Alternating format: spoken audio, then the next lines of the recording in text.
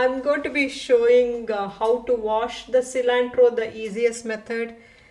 Generally, like take a bunch of the cilantro bunch, just wash it just lightly in the water like this, and then you can use a salad spinner. This is the easiest, and this is what I do at home.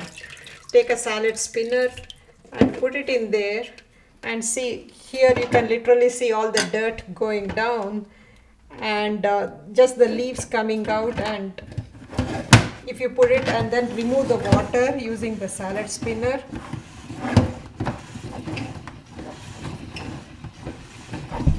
and if you take a look at it and let it dry, let it sit. We have removed the excess water, and if you let it sit there, now after it dries, we can put this in a Ziploc bag and put it in the fridge refrigerator. It will last for about 4 to 5 days, so it becomes much easier. We don't have to wash every time we use it.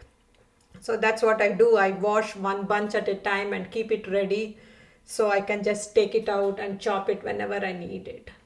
So that's one way of doing it.